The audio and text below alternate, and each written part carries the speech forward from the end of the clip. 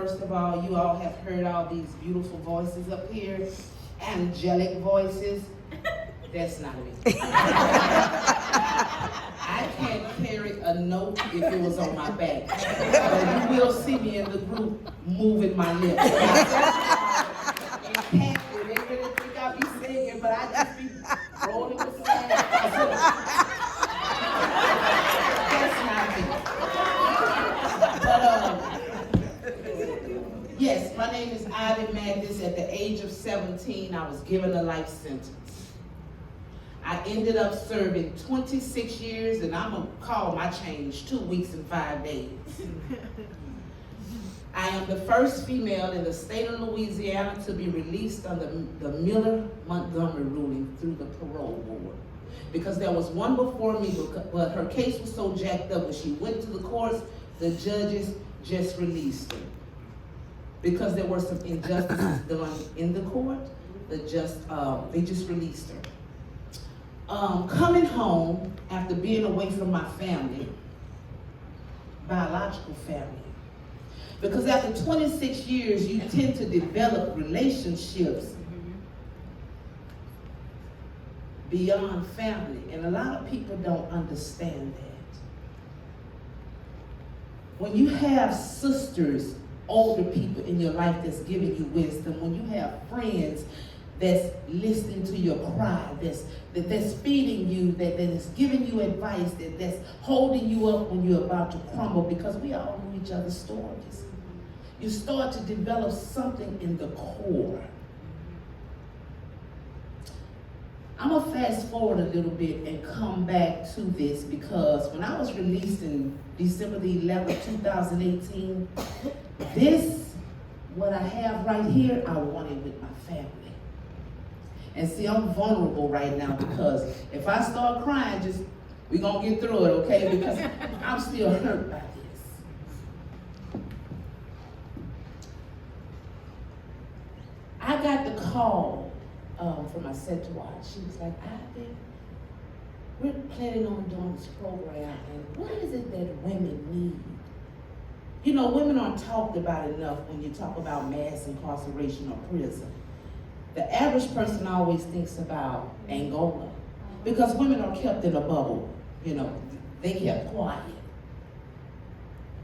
Women need, I told her Sentua, mental wellness. We need to be in a group where we can talk and just release. Yes.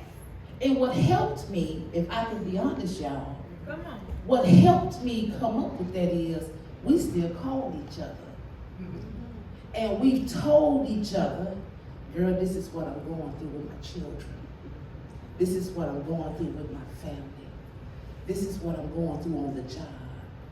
And we encouraged each other without no outlet or resources out here. After doing so many years, we still have each other because we understand each other. Well, when I came home, I was so happy to get to my mama.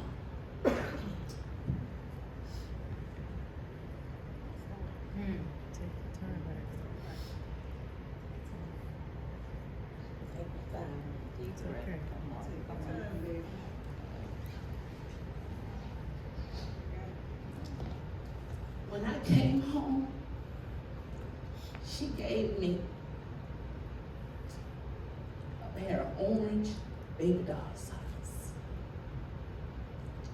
Those were my favorite socks as a juvenile, teenager.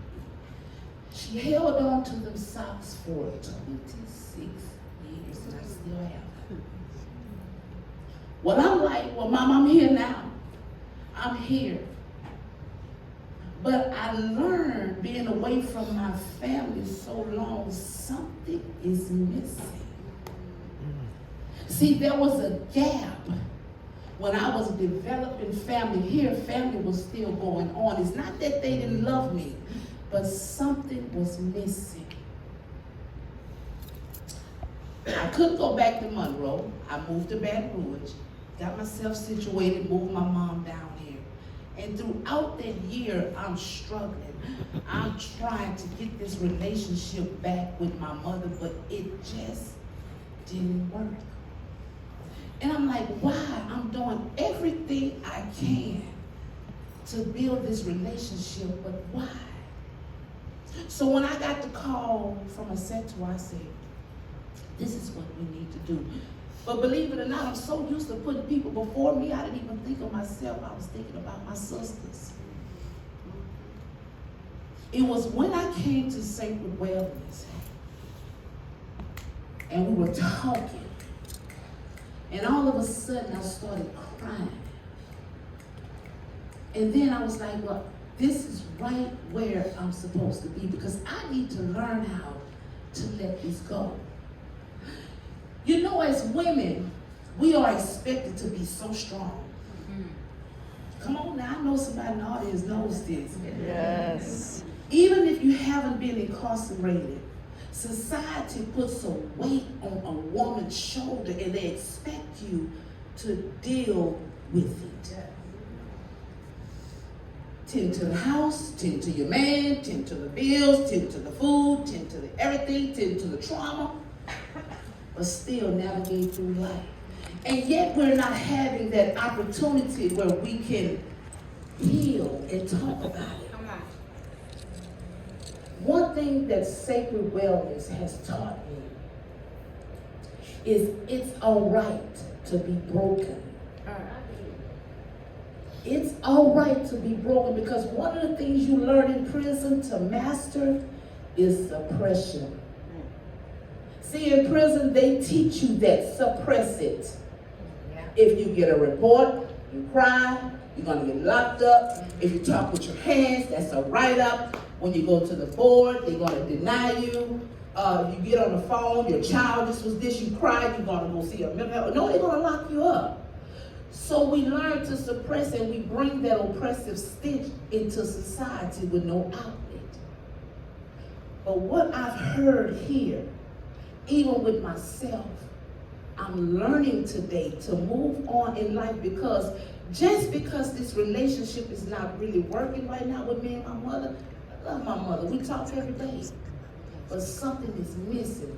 I still have to live for me. And I'm learning to do that and move on in purpose. I said, I'm learning to move on and do that with purpose. Okay. See, back in prison, many of us here used to walk down the walkway, not knowing that one day we'll be here. Many of us used to be in GED, office system technology, cooking in the kitchen, getting a noodle from each other, not knowing that one day we'll be here. Many of us used to be, girl, look, my money ain't cleared yet. Oh, guess what? It ain't here. Can I get a noodle and some coffee? Girl, yeah, look, when I get my money, I'm gonna pay you back. Girl, no, you can have that. See, we didn't know that this day was coming, but when God is in the midst, and purpose is involved, there are some places that you're going that everybody's not going to go. There are some things that you're going to encounter that you must encounter, because there are so many other people depending on you. There's a quilt here. The lady in the middle was one of the ladies who originally raised me and inspired me in prison. She passed in prison. These names on this quilt were crafted are the ladies that at that time were serving life sentences in Louisiana. My name is on that quilt. Now we know that in Louisiana, life means life, and that means until you die. But when God is in the plan, right? Come on, Ivy. Man can't hold you. That's right. Prison can't hold you when God got a calling on your life. Yeah, that's right. Stand up, baby.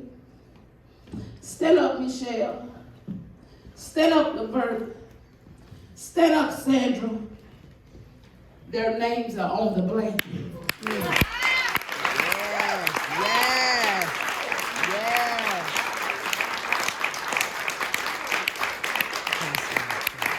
And if you didn't know that we'll be here, such is life. Life takes you down roads you may not want to go. And sometimes it keeps you longer than others. But my theory is if you keep walking, not to look to the left or to the right. And that's not easy because it has not been easy for none of us. It hasn't been easy for none of us. We still struggle. But one thing we're learning is how to keep overcoming those obstacles. And what Sacred Wellness did for us, gave us the tool that we needed to know it's okay. You don't have to be perfect. It's not going to be perfect. Life is not going to be perfect. And there's a purpose for your pain. There's purpose in your pain. I'm not going to hold you too much longer because guess what? I could talk all day, especially when you start talking about God. I can't sing, I can dance, and I can talk. But I'm going to tell you this before I sit down. When you're dealing with something, it's okay, people. We don't have to all the time be so strong. And I'm going to say this to the men too, because I know women, we cry. I know I do. I cry in a heartbeat. But men, it's okay. It is okay. And sometimes life will press you, press you, press you. It's okay. Step back a minute. Breathe. Inhale, exhale. And guess what? Put your big girl boots on. I say big girl boots. I ain't want to say the other word, all right? Put your big man boots on. And let's start walking through these things. Because there is no way around it. All of these things we're faced with in life, we gotta go through it. But when you come through it, it's gonna be all right.